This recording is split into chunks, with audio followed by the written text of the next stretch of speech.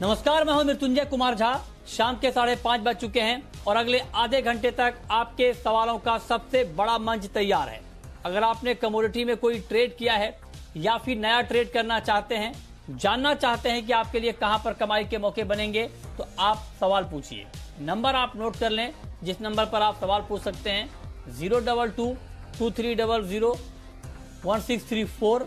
इसके अलावा आप 022-2300-1635 पर भी अपना सवाल पूछ सकते हैं।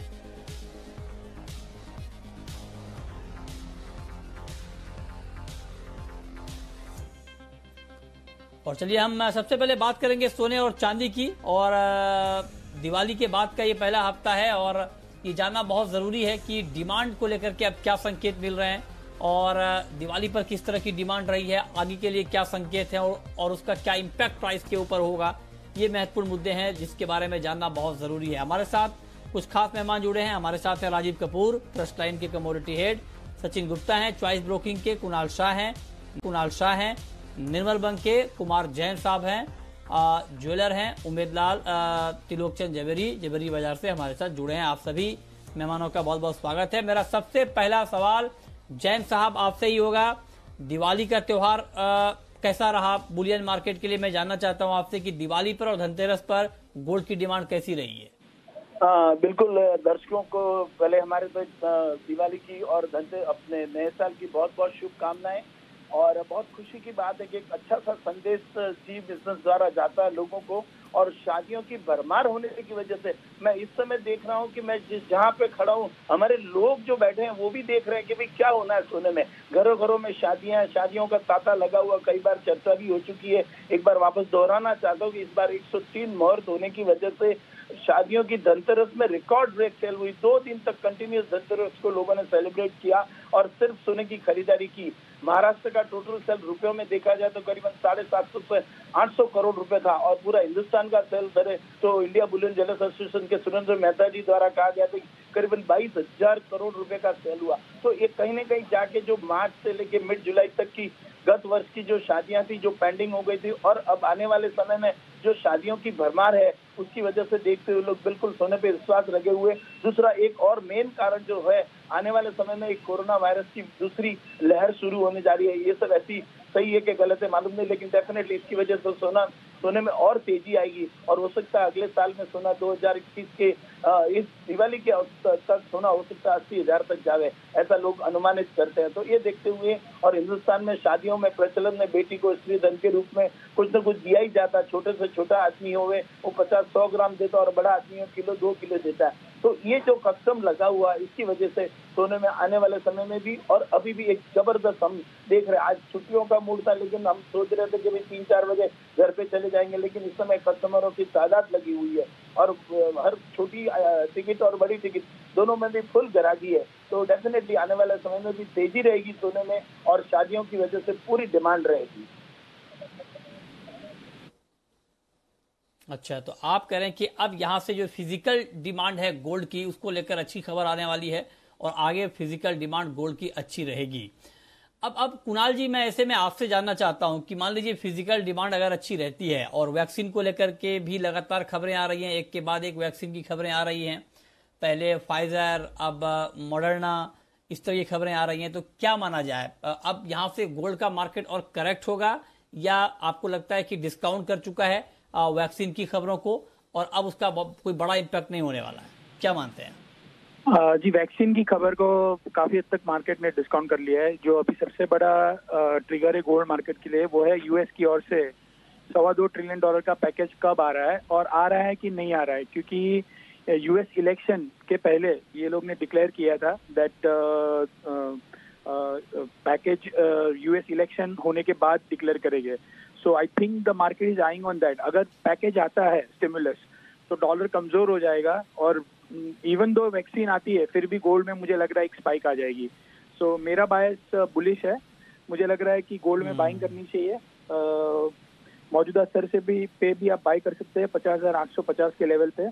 700 रुपए का स्टॉप लॉस रखिए और ऊपर में मुझे लग रहा है दैट 51,200 तक के लेवल आपको गोल्ड में दिख सकते हैं। अच्छा, तो गोल्ड आपको अब अच्छा लग रहा है। तो अब राजीव जी आप बताएं कि इंट्राडे के ट्रेडर को जो आज शाम के लिए गोल्ड में ट्रेड लेना चाहते हैं, ट्रेड करना चाहते हैं, उनको इस भाव पर क्या करना चाहिए? गुड इवनिंग मृत्युंजय जी।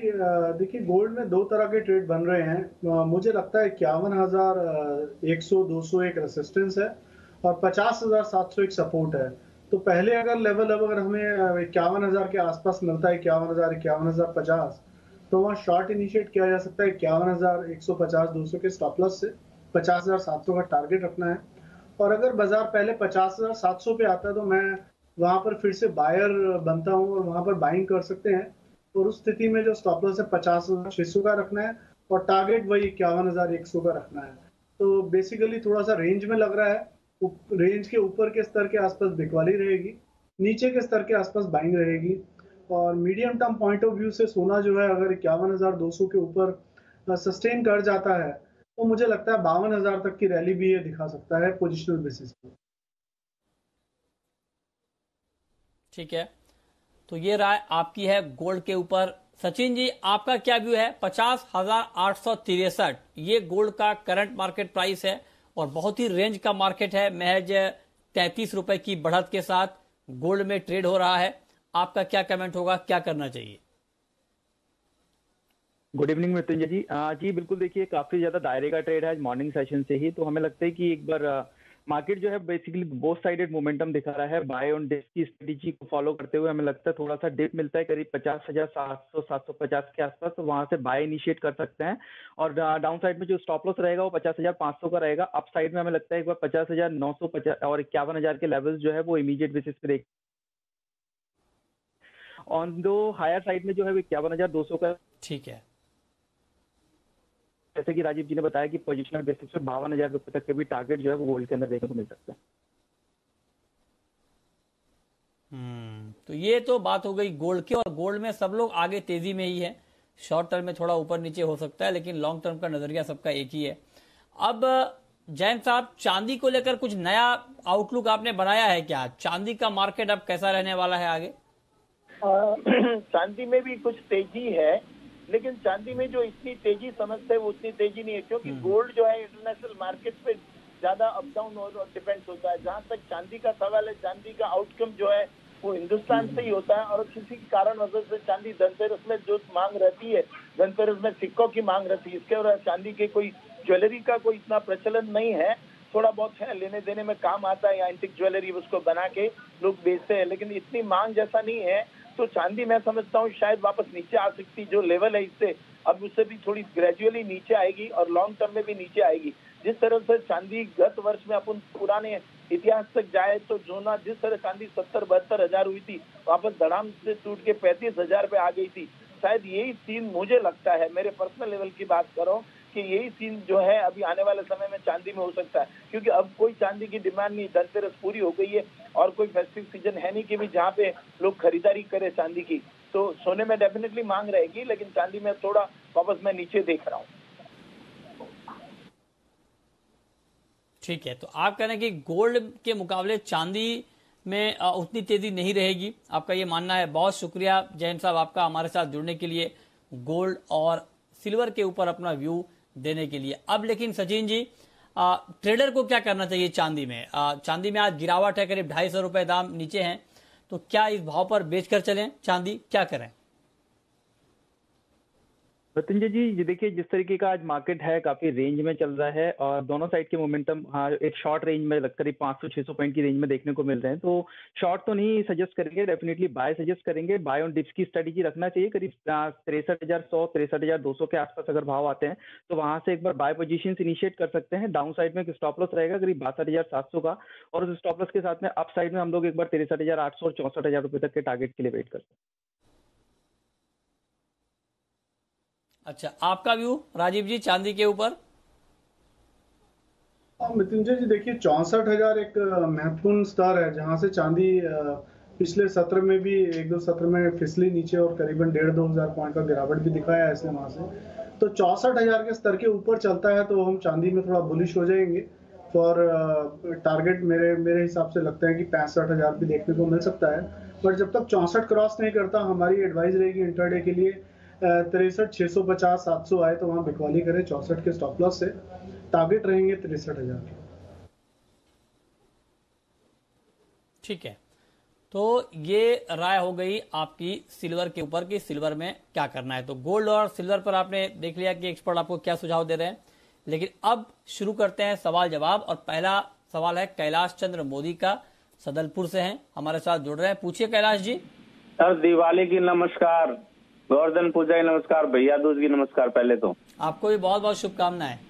धन्यवाद सर। जी जी जी। सर कॉपर का आगे का ट्रेंड क्या रहेगा? मैंने कॉपर को प्लस कर लिया है सर, 50 रुपए 75 पैसे में ऊपर में जाके। अच्छा ठीक है, बताइए सचिन जी क्या करना चाहिए इनको कॉपर में? अभी इन्होंने बाइंग की है। मृत्युंजय जी, कॉपर के अंदर काफी इंपॉर्टेंट लेवल्स जो है करीब 540 के आसपास के लेवल्स ब्रेक हुए हैं और प्राइस जो है वो लास्ट 2 दिन से सस्टेन करते हुए नजर आ रहे हैं। तो हमें लगता है ये ब्रेकआउट अभी अपसाइड में और कंटिन्यू हो सकता है, तो जो पोजीशन है उसको डेफिनेटली होल्ड करना चाहिए। और डाउन साइड में एक बार 540 के स्टॉप लॉस के साथ में वेट कर सकते हैं। अप साइड में हमें लगता है 560 और 565 तक के लेवल्स जो है वो देखने को मिल सकते हैं, तो पोजीशन को होल्ड करने की सलाह रहेगी। अच्छा, तो आप करें क्या? हाँ, तो आपको होल्ड करने की राय दी जा रही है 560-65 के टारगेट के लिए। अगला सवाल है अशोक कुमार का, पूछिए अशोक जी। हाँ भाई साहब, आपको दिवाली की राम राम जी सबको जी। आपको भी बहुत बहुत शुभकामनाएं सर, पूछें।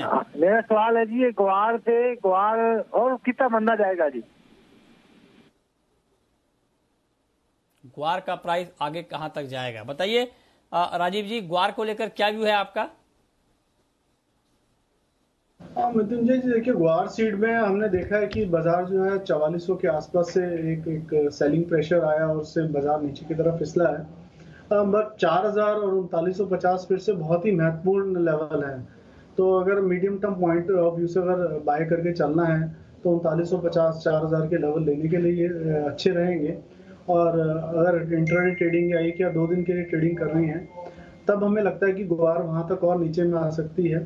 तो अप्रोक्सीमेटली 4150 के आसपास इसमें बिकवाली कर सकते हैं 4180 के स्टॉप लॉस से 4090 4050 के टारगेट के लिए। सवाल जवाब का सिलसिला जारी रखेंगे, लेकिन उससे पहले एक महत्वपूर्ण खबर यह आई है कि चीनी के उत्पादन में जबरदस्त बढ़ोतरी हुई है और चालू सीजन में 15 नवंबर तक चीनी का उत्पादन 3 गुना तक बढ़ गया है। जी हाँ, आप बिल्कुल ठीक सुन रहे हैं, 3 गुना बढ़ा है। और 15 नवंबर तक जो चीनी का उत्पादन है वो 14,10,000 टन का हुआ है, जबकि पिछले साल इस दौरान 4,84,000 टन का उत्पादन हुआ था। आपको बता दें कि इस दौरान 274 मिलों में गन्ने की पेराई जारी है, जबकि लास्ट ईयर इस दौरान 127 मिलों में पेराई चल रही थी। उत्तर प्रदेश में 3,85,000 टन का उत्पादन हुआ है, जबकि लास्ट ईयर इस दौरान यूपी में 2,93,000 टन का उत्पादन हुआ था। तो चीनी के उत्पादन में एक बड़ी बढ़ोतरी होती हुई दिख रही है। अब देखना होगा कि आगे क्या यही ट्रेंड कंटिन्यू रहता है, ये देखना बहुत महत्वपूर्ण होगा। और अगर रहता है तो क्या एक बार फिर से देश में बम्पर सप्लाई रहेगी चीनी की, और अगर बम्पर सप्लाई रहेगी तो क्या प्राइस और कम होंगे? ये तमाम ऐसे सवाल हैं जो आने वाले दिनों में देखना बहुत जरूरी होगा।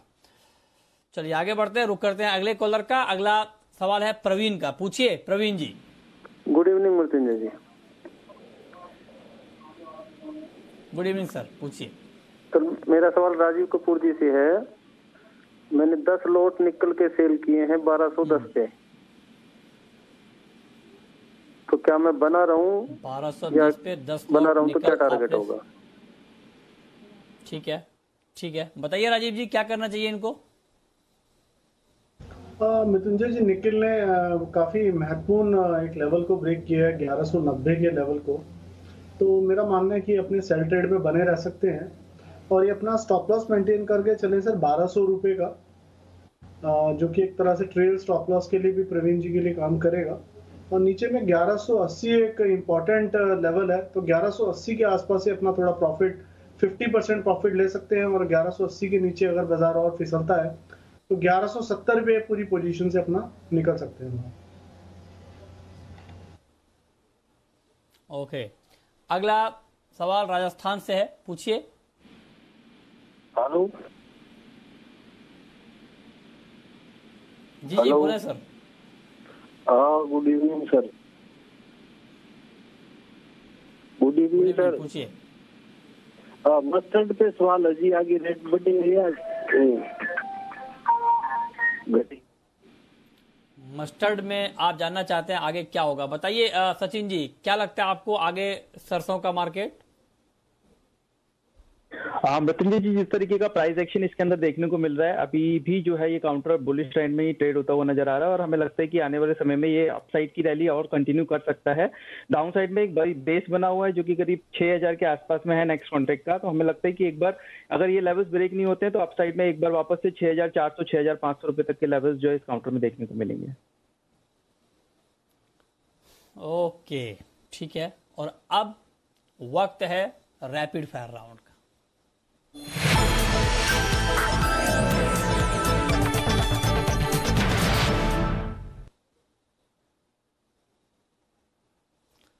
राजीव जी, आपकी पहली रैपिड फायर कॉल।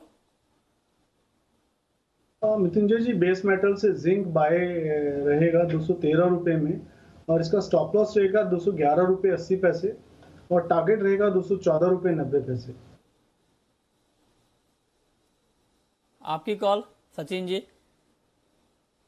क्रूड में बाय करने की सलाह रहेगी करंट लेवल से 3010 का एक स्टॉप लॉस रखना होगा अप साइड में 3170 रुपए के टारगेट के लिए। ओके, आपकी आखिरी कॉल राजीव जी। मृत्युंजय जी, दूसरी कॉल भी बेस मेटल से ही है। लेड में बाइंग रहेगी 153 रुपए में 152 रुपए का स्टॉप लॉस रखना है, 155 रुपए का लक्ष्य है। ठीक है, बहुत शुक्रिया राजीव जी आपका और सचिन जी आपका हमारे साथ जुड़ने के लिए, बताने के लिए कमोडिटी में कहां पर कमाई के मौके बनेंगे। तो फिलहाल इस बुलेटिन में इतना ही।